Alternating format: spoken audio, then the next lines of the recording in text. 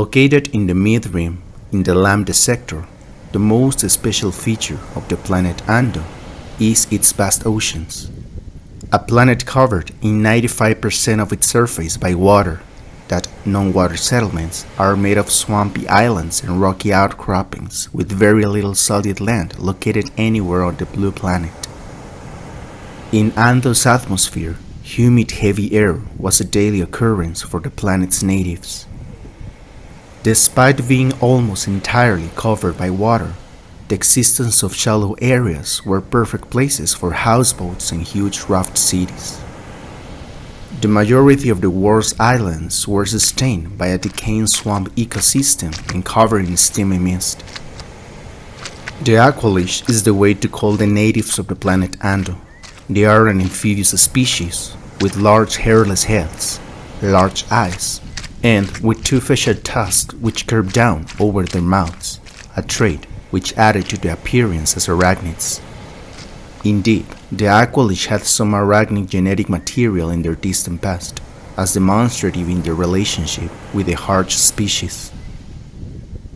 The tusks are useful in cracking open shellfish or burrowing into swampy loam to dig out marshy plant life for sustenance. Aqualish tusks are very sensitive and receptive to both heat and cold, as their surface contains a dense layer of nerve cells.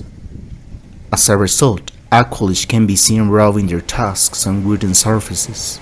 They find this activity pleasurable rather than painful, akin to giving themselves a massage. This sensitivity can also help them to determine the texture of the food before chewing. Unfortunately, the heightened responsiveness can also produce extreme pain if their tusks are chipped or broken, and a damaged tusk can sometimes result in enough pain to immobilize an Aqualish for weeks. In general, the people of Ando are called Aqualish, but there is a subdivision that branches into three: the Aquala, widely considered the baseline Aqualish and also called finned Aqualish, the Quara of the wetlands, and the Ualaq of the caves and dark rainforest. In appearance, all three are similar, only with some differences specific to the division which they belong. The Quara and Ualaq have claw-like hands with 5 digits, where the Aquala have fins. Unlike the Quara and the Aquala, who have 2 eyes, the less common Ualaq have 4. All the Aqualish are endowed with large glassy eyes that allow for keen vision underwater. Their eyes are not filled for bright light, accounting for a preference for darker environments when Aqualish are off-world. On brighter planets, they tend to go to dark bars or dens, even sleeping during the day, then venturing out at night, particularly the Ualaq, whose 4 eyes are even more sensitive. The Aquala had adapted to life on land, but preferred to live near the oceans and seas in floating cities, ships, or small islands. Their main source of food is the fishing industry, harvesting the abundant marine life from the waters of Ando. The Aquala tend to have skin that ranges in colors from dark blue to dark green, probably to give them camouflage while underwater.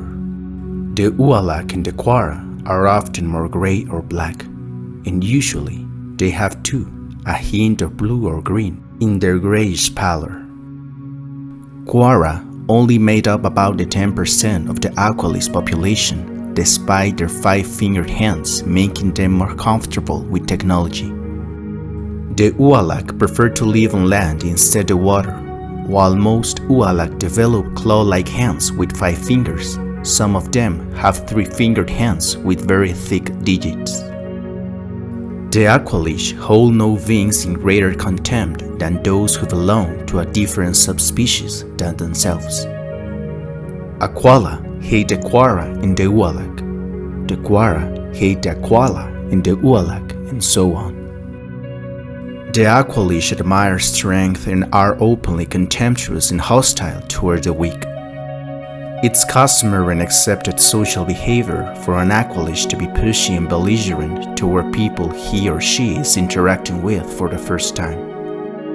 If the other individual doesn't stand up to them, the Aqualish assumes the other being is weak and continues to bully him or her, and as said before, There are no beings the Aqualish hold in more contempt than those who belong to a different subspecies than themselves. Aquala, Quara, and Ualaq hate each other. The tension between the three was almost palpable. The violent and intolerant personality so characteristic of the species was something that couldn't be related to a fact as simple as social coexistence. The year of 15,000 before Battle of Yavin being the example of this. As expected for the Aqualish people, the use of aquatic resources was something basic for the survival of their species, and it was when the Aquala blamed the Quara and the Ualaq for the decrease in fish catches due, according to the Aquala, to overfishing by the other two.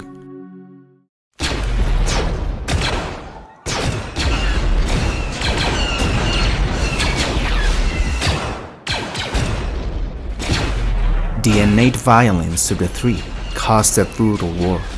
In general, the weaponry and technology of the Ando natives was very little advanced compared to the great inventions that had emerged in the last thousands of years throughout the galaxy. Without a doubt, for all the historical context, this civil war would have been thought to lead to a single resolution: either the extinction of the three species, or the complete division over centuries or thousands of years of the Aqualish. However, something that it was totally unthinkable, it will be the conclusion of this war. The Aqualish saw an exploratory vessel enter the atmosphere. According to legend, the ship may have been either from Corellia or Duro.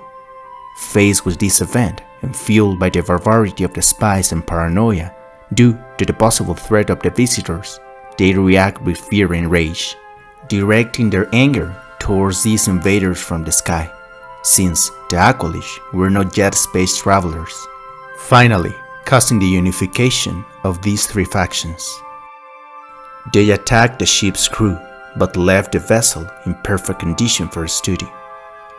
A truce was reached among the Aqualish, who forged an alliance to examine the craft and build one of their own. Not long afterward, the Aqualish peoples were roaming the galaxy. Their first stop was a neighboring world. As a united species, they embarked on a long campaign of conquest that began with a war with Ando, a planet located in the same planetary system as Andos, in which the Aqualish systematically stripped the planet of its resources and exploited its surface into molten rock, rendering Ando uninhabitable. However, their capacity to truly conquer other worlds was hampered by their limited abilities to adapt foreign technologies. When they found new devices, they linked them to their own, but they couldn't develop original designs or combine the different technologies perfectly. As a result, their machines were often slipshod and patched together. They couldn't compete with other beings whose technology was more innovative, streamlined, and adaptive. During the expansion of the Aqualish, the Republic sent envoys to many different worlds, inviting them to join the new galactic government. The Aqualish, of course, rebuffed the invitation and instead fired upon the first Republic vessel they encountered.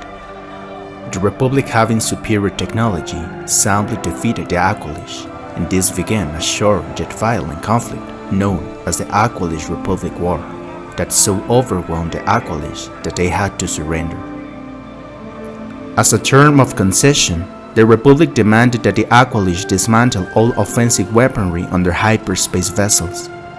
The government of Ando will also have to heed the direction of Republic teachers and advisors, and Ando will become a ward of the Republic until it could earn full citizenship. Realizing they couldn't overcome the more advanced firepower of the Republic, the Aqualish accepted terms. While the agreement was a bit restrictive at first, culture and government eventually grew and developed for the better under the guidance of the Republic. With the assistance of Republic scientists, the Aqualish were able to discover the problem that had led to the decrease in marine life and repair the ecosystem. With the passage of time, and after its connection to the Republic, their fishing product is the primary export and is considered some of the finest seafood in the galactic core.